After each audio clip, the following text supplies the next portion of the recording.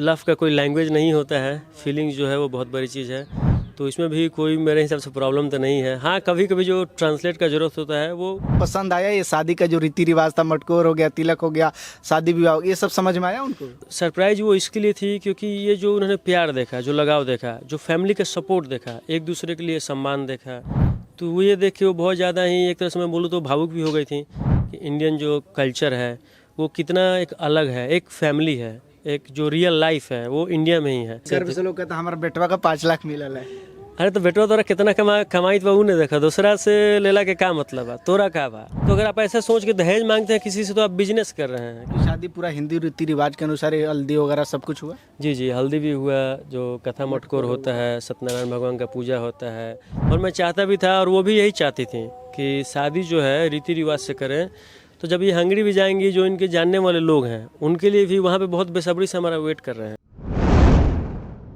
अभी हम बिहार के छपरा में मौजूद हैं और छपरा के रहने वाले अमन कुमार हंगरी की एक लड़की से शादी करते हैं और बिहार लेकर के आते हैं। ये बहुत खुशी की बात है कि कोई हंगरी की लड़की बिहार में आकर के बहुत अच्छा महसूस कर रही है। अभी हमारे साथ अमन कुमार है, बातें करेंगे कि आखिर उस लड़की से कैसे संपर्क हुआ और घर परिवार में भी कैसा माहौल है हंगरी की लड़की से शादी करने के बाद। कैसे हैं सर? बढ़िया हैं आप? बढ़िया हैं, बहुत बहुत धन्यवाद। आपकी आप पत्नी कैसी हैं शादी करने के बाद? क्या यहाँ पे कंफर्टेबल हैं वो? हाँ, यहाँ पे बहुत अच्छे से वो कंफर्टेबल महसूस कर रही हैं और यहाँ पे उनको कोई प्रॉब्लम नहीं है, बहुत अच्छा ही मतलब फ्री महसूस कर रही हैं। लेकिन वहाँ की भाषा और यहाँ की भाषा में ज़मीन आसमान का अंतर है। कैसे अपने परिवार को मैनेज करेंगी, कैसे संभालेंगी? वो जो है अभी हिंदी सीख रही हैं और थोड़ा उनको समय लगेगा। और पहले से जैसे कि मैं उनको इंडियन कल्चर के प्रति बहुत फैमिलियर हैं, उनको पता है। तो फैमिली में मतलब जो है उनको बात करने में कोई प्रॉब्लम नहीं होती है, लेकिन कि जब भी उनको ज़रूरत पड़ती है, अगर कुछ समझ में नहीं आता है तो जो मेरे फैमिली मेम्बर हैं वो उनको ट्रांसलेट करते हैं और फिर वो चीज़ों को समझती हैं। लेकिन आपको नहीं लगता है कि आप जो हंगरी में शादी की हैं, आपके परिवार के लोग इतनी आसानी से मानेंगे इस शादी से? सही बताइए तो मेरी फैमिली में ऐसा तो कुछ प्रॉब्लम नहीं था, क्योंकि ये जो हमारी स्टोरी थी बहुत पहले से मैं उनको बता चुका था कि एक हंगरी की लड़की है और मैं शादी करने वाला हूँ।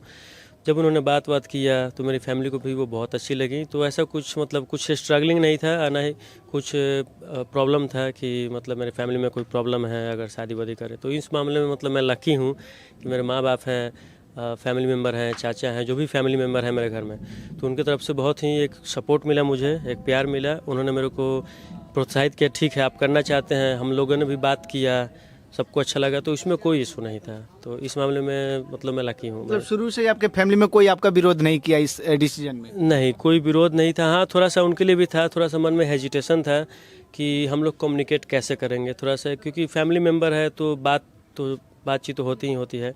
लेकिन जब मैंने उनको हिंदी सिखाना शुरू किया, वो धीरे धीरे, वो बोल नहीं पाती हैं लेकिन चीज़ों को बहुत अच्छे से समझती हैं। तो कोई इशू मतलब लैंग्वेज का भी नहीं था। हाँ, थोड़ा बहुत है तो वो जो फैमिली मेम्बर है वो ट्रांसलेट करते हैं और फिर चीज़ें खत्म हो जाती हैं। लेकिन अपने हिंदी रीति रिवाज में सनातन में सबसे बड़ी बहू का कोई पर्दा होता है, सास होती हैं। आपकी माता जी कैसे अपनी बहू को संभालेंगी? मतलब भाषा हो गया, खान पान हो गया, कोई भी छोटा काम हो, कैसे मैनेज करेंगी? जैसे कि पहले मैं आपको बताया था, बहुत लंबे अरसे से हम एक दूसरे को जानते हैं, तो मैं चीज़ों को धीरे धीरे उनके लिए ईजी करता चला गया, फैमिलियर करता चला गया। हमारी फैमिली है, फैमिली में मम्मी पापा हैं, चाचा चाची हैं, भाई बहन हैं, तो मैं उनको धीरे धीरे चीज़ों को फैमिलियर कर करके मैंने इस लेवल का मतलब उनको एक इन्फॉर्मेशन दिया जो कल्चर का है। उसके बाद में जो मेरी मम्मी हैं, कभी उनको ज़रूरत पड़ती है तो जो फैमिली मेम्बर हैं, आई मीन जो मेरे भाई हैं, वो ट्रांसलेट करते हैं। लेकिन मेरे हिसाब से लव का कोई लैंग्वेज नहीं होता है, फीलिंग्स जो है वो बहुत बड़ी चीज़ है। तो इसमें भी कोई मेरे हिसाब से प्रॉब्लम तो नहीं है। हाँ, कभी कभी जो ट्रांसलेट का ज़रूरत होता है वो ज़रूरी है, कभी कभी ज़रूरी हो जाता है तो ट्रांसलेट करते हैं। तो आप लोगों का कैसे संपर्क हुआ था? मतलब हंगरी में ही हुआ था कि वो इंडिया आई थी? कहाँ कैसे संपर्क हुआ था? एक्चुअली मैं आउट ऑफ इंडिया जॉब करता था, जो क्रूज शिप वगैरह होते हैं। मेरा प्रोफेशन शेफ़ का है, तो वो म्यूजिशियन है। हम लोग लगभग 2014 में एक दूसरे से मिले हुए थे। उसके बाद में फिर आज 2024 हो गया, 10 साल हो गया, लगभग 10 साल लगा हम लोग को यहाँ से दूसरे के समझने में। जी, समझने में। जब हमको लगा कि हम एक दूसरे को अच्छे से समझते हैं, फिर उसके बाद में हमने शादी का जो है वो विचार किया और फिर हमने शादी किया। लेकिन वहाँ का रहन सहन, कल्चर, खान पान सब कुछ अलग है, मतलब इंडिया के मुकाबले। तो कैसे एडजस्ट करेंगे यहाँ के कल्चर में, यहाँ के भाषा में, खान पान में कैसे एडजस्ट कर पाएंगे वो? मेरे हिसाब से कोई भी आदमी हो, जब आपके लिए कुछ नया होता है, जो फर्स्ट बार नया होता है, और जब कोई भी चीज़ फर्स्ट बार, सेकंड बार, थर्ड बार होते रहती हैं, तो चीज़ें आसान हो जाती हैं। तो सीख रही हैं, थोड़ा समय लगेगा उनको। कल्चरल कोई इशू नहीं है उनको, क्योंकि 10 साल मेरे हिसाब से बहुत लंबा टाइम होता है, और 10 साल जो मैंने अपना कल्चर उनको शेयर किया, मैंने उनको बताया। ऐसा होता है कि उनको नहीं पता होता तो चीज़ें थोड़ी मुश्किल होती हैं, क्योंकि उनके लिए सब कुछ नया होता है, अचानक से देश में आना और चीज़ों को समझना फर्स्ट टाइम पे। लेकिन स्लोली अगर आपको कोई चीज़ पता चलता है तो ये चीज़ें आसान हो जाती हैं। तो उनके लिए भी शायद चीज़ें मुश्किल नहीं हैं। हाँ, थोड़ा उनके लिए मतलब शादी वगैरह उन्होंने कभी लाइफ में देखा नहीं था। जब हमारी शादी हुई तो उन्होंने कल्चर को देखा, तो ये चीज़ें उनके लिए थोड़ा सा मतलब अजीब था, क्योंकि फीलिंग नहीं था पहले। लेकिन जब ये सब चीज़ें हुई, ट्रेडिशन को देखा उन्होंने, तो उनको कोई प्रॉब्लम नहीं हुआ। तो वो इंडियन कल्चर को पसंद करते हैं, उनको पसंद आया ये शादी का जो रीति रिवाज था, मटकोर हो गया, तिलक हो गया, शादी विवाह, ये सब समझ में आया उनको? वो बहुत सरप्राइज हैं इन चीज़ों को लेके, और बहुत ज़्यादा खुश भी हैं, क्योंकि जहाँ तक मुझे लगता है कि इंडिया के अलावा और कोई भी देश नहीं है जो इतना, जो शादी हो गया, जो फंक्शन होता है, रीति रिवाज हो गया, उनको वो लोग अपने हिसाब से इम्पोर्टेंस देते होंगे। लेकिन जो हमारा कल्चर है वो जो है वो बहुत ही एक ओल्ड कल्चर है, बहुत ही पुराना कल्चर है। तो मैंने उनको शुरू से ही फैमिली रखा हुआ है चीज़ों को समझा के। और सरप्राइज़ वो इसके लिए थी क्योंकि ये जो उन्होंने प्यार देखा, जो लगाव देखा, जो फैमिली का सपोर्ट देखा, एक दूसरे के लिए सम्मान देखा, तो वो ये देख के वो बहुत ज़्यादा ही, एक तरह से मैं बोलूँ तो भावुक भी हो गई थी कि इंडियन जो कल्चर है वो कितना एक अलग है, एक फैमिली है, एक जो रियल लाइफ है वो इंडिया में ही है। तो इस चीज़ से वो बहुत ही मतलब प्रभावित भी हुई हैं, अगर मैं बोलूँ आपको तो। आपके गांव के अगल बगल पड़ोसी पड़दार जो आपके अगल बगल के लोग हैं, वो कैसे रिएक्ट कर रहे हैं? एक बाहर की लड़की घर में आई है तो कैसा उन लोग देख रहे हैं? वो लोग भी हैं, जब मिलने आए हुए थे वो मिलना चाहते थे, बात करना चाहते थे। हाँ, थोड़ा सा मुझे उस समय मैंने उनको हेल्प किया ट्रांसलेट करने के लिए। तो वो थोड़े से सरप्राइज थे कि एक बाहर की लड़की गांव में आना, चीज़ों को समझना, इनको तो पहले से ही बहुत सारी चीज़ें पता है, तो ये थोड़ा सा उनको सरप्राइज हुआ था। वो इससे सरप्राइज हुई थी कि कोई बाहर का आदमी आके यहाँ पे हमारे माहौल में, जो हमारा माहौल है, गांव का माहौल है, तो उसमें वो फैमिलियर हो गए। तो थोड़े से वो सरप्राइज ज़रूर थे कि बाहर का कोई आदमी अचानक से आके कैसा इतना जल्दी ढल गया। तो थोड़ा सा हाँ, उनके लिए सरप्राइज थे कि मतलब उनको समझने में थोड़ा सा ये लग रहा था कि बाहर का आदमी आके अचानक से सेटल डाउन हो जाना। जैसे मैं ही था, मैं इंडिया से हंगरी जब गया, तो शायद उनका भी जो फीलिंग होगा सेम होगा। तो मैंने कुछ महीने उनसे बात करी, उनके साथ में समय बिताया, फिर मैं भी चीज़ों को समझना शुरू किया। तो जिस माहौल में आप रहते हैं, जैसा आप देखते हैं, तो एक नॉर्मल ह्यूमन सेंस के हिसाब से आप उस चीज़ों को वैसा ही करना चाहेंगे जैसा आप देखते हैं आसपास में। तो शायद यही था। तो नए जनरेशन को कैसे देखेंगे? कुछ लोग इसको अच्छा भी कहेंगे, कुछ लोग बुरा भी कहेंगे। नए जनरेशन के लिए मैं ये बोलना चाहता हूँ कि अगर आप प्रेम विवाह करते हैं, लव मैरिज करते हैं, कुछ भी करते हैं, आप कीजिए, अच्छी बात है। हर एक इंसान को प्यार करने का अधिकार है, हर एक इंसान को किसी के साथ में रहने का अधिकार है। और लेकिन उनके साथ में मैं ये भी बोलना चाहूँगा कि वो अपने कल्चर को साथ में लेके चले, क्योंकि यही कल्चर जो है, जो मतलब हमारा कल्चर है, इसी कल्चर से हम बड़े हुए हैं, पढ़े हैं, बड़े हैं, लिखे हैं, इसी माहौल में हम रहे हैं। तो आप कीजिए, शादी जो है उसके लिए कोई बैरियर नहीं है। ज़माना भी बहुत नया है, शादी करने के लिए आप कहीं भी किसी से भी शादी कर सकते हैं, ये नहीं है। तो मैं फाइनल में ये बोलूँगा कि कल्चर ज़रूर साथ में लेके चलिए, क्योंकि दोनों। आप अपनी पत्नी को यहाँ रखेंगे कि फिर वो अपने वापस जाएंगे अपने मुल्क? जैसे कि वो, उनका प्रोफेशन, वो म्यूजिशियन है और वो टीचर भी हैं। अच्छा। तो उनका जॉब है। मेरा प्रोफेशन शेफ़ का है, जैसे मैं आपको बता चुका हूँ। वो मेरा भी जॉब है। हमारा वो फर्स्ट बार इंडिया आई हैं, लेकिन जो अभी का जो समय है, तो हमारा जो है घर पे आना जाना, वो बहुत प्रभावित हुई हैं वो, और यहाँ पे वो समय देना चाहती हैं, लेकिन ड्यू टू जॉब बहुत सारी चीज़ें हैं। आप जहाँ पे रहते हैं वहाँ पे रिस्पॉन्सिबिलिटी हैं, फैमिली मेम्बर हैं। तो हम लोगों का है जो अभी घर तो एक नहीं है, अभी घर इंडिया में है तो एक हंगरी में है। तो यहाँ पे भी रहेंगे, वहाँ पे भी रहेंगे। हमारा यही प्रयास रहेगा कि जितना समय हमको मिले हम यहाँ पे रहें, जितना समय हमको मिले हम वहाँ पे रहें। कि माता जी को ऐसा ना लगे कि बेटा अब हंगरी में रहेगा, अब यहाँ छोड़ देगा, कहीं ऐसा तो डर नहीं है ना? नहीं, माता जी को ऐसा कोई डर नहीं है, क्योंकि अगर मैं बात करूँ तो मैं 2010-2008 के आसपास से मैं घर से दूर हूँ, एक कैरियर बनाने के लिए। जो स्ट्रगल आपने भी स्ट्रगल किया होगा अपनी लाइफ में, और उन समय भी मैंने उनसे बोला था कि मम्मी, बात ऐसा है कि अगर लाइफ में आप कुछ करना चाहते हैं, लाइफ में सब कुछ नहीं मिलता है, अगर आप कुछ कैरियर बनाना चाहते हैं तो मेरे लिए भी मुश्किल है। मम्मी पापा हैं, फैमिली मेम्बर है, गांव है, समाज है, तो मुश्किल था मेरे लिए।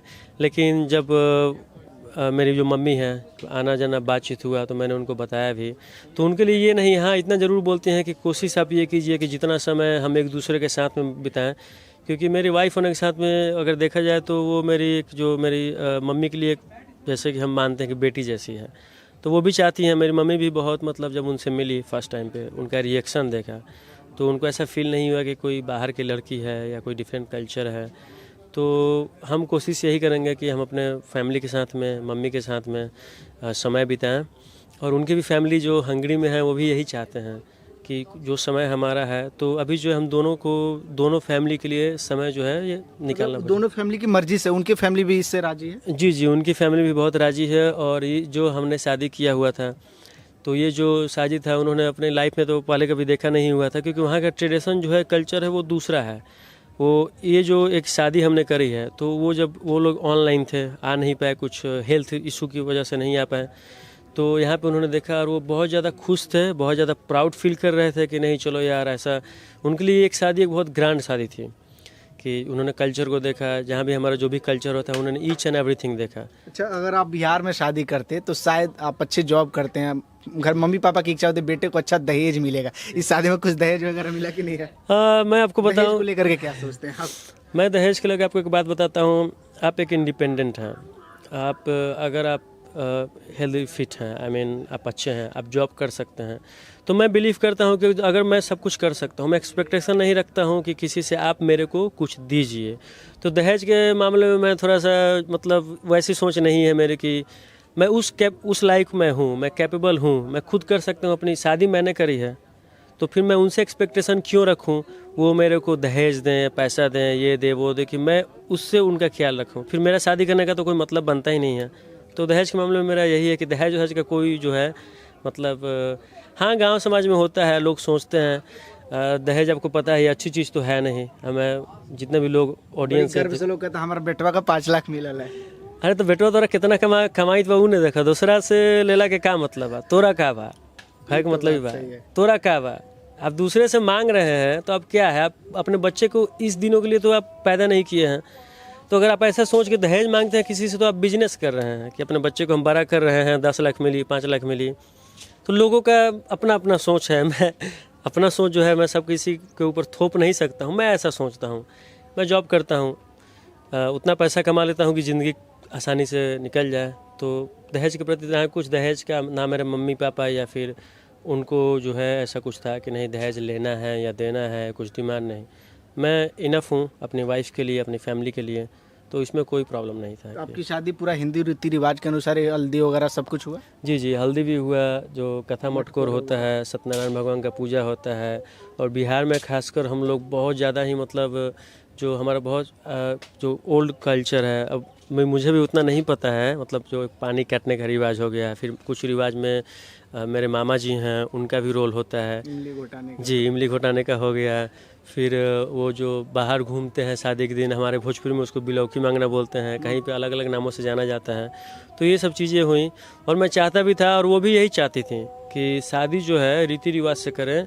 तो जब ये हंगरी भी जाएंगी, जो इनके जानने वाले लोग हैं उनके लिए भी वहाँ पे बहुत बेसब्री से हमारा वेट कर रहे हैं। लेकिन पंडित जी कैसे मंत्रोच्चारण वगैरह कैसे मैनेज हो रहा था? इसमें ये था ना कि पंडित जी जो बोल रहे थे, तो ये जो है एक टीचर हैं और इनके लिए हिंदी सीखती हैं, मंत्र वगैरह। जैसे अभी मैं घर पे होता हूँ तो मंत्र वगैरह मैं करता हूँ, पूजा पाठ करता हूँ, वहाँ पे भी हूँ, मैं यहाँ हूँ या वहाँ हूँ, इससे कोई फ़र्क नहीं पड़ता है।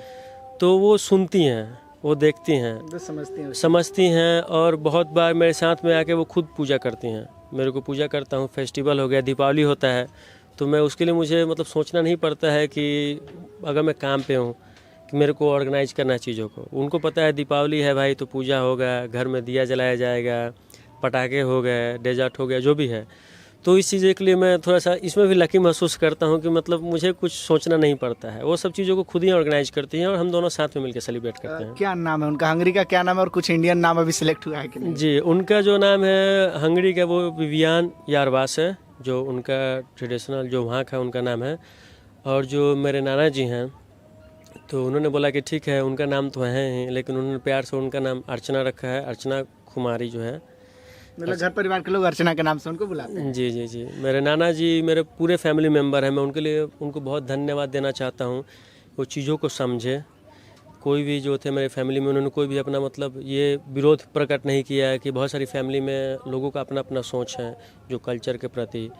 तो मेरे जो नाना जी हैं शायद वो सबसे ज़्यादा मेरे टॉप जो बोलूँ मैं उनको वो रहे हैं मेरे को सपोर्ट करने में कि नहीं ठीक है तुमको उससे शादी करना है, वो अगर वो कंफर्टेबल है, क्योंकि शादी ब्याह का जो मैटर है ना वो सहमति से होना चाहिए, तो इसमें कोई प्रॉब्लम नहीं था। अर्चना नाम। बिल्कुल, देखिए लगभग 10 साल के अंतर के बाद जो है कि शादी हुआ। 2014 में संपर्क हुआ, 2024 में शादी हुआ। दोनों एक दूसरे के काफ़ी अच्छे से समझे, एक दूसरे से जब सेटिस्फाइड हो गए तब जाकर के शादी हुआ। हालांकि आप लोग भी इस मुद्दे के बारे में, इस शादी के बारे में क्या सोचते हैं, अपनी प्रतिक्रिया कमेंट बॉक्स में दीजिएगा, शेयर कीजिएगा। बहुत बहुत धन्यवाद।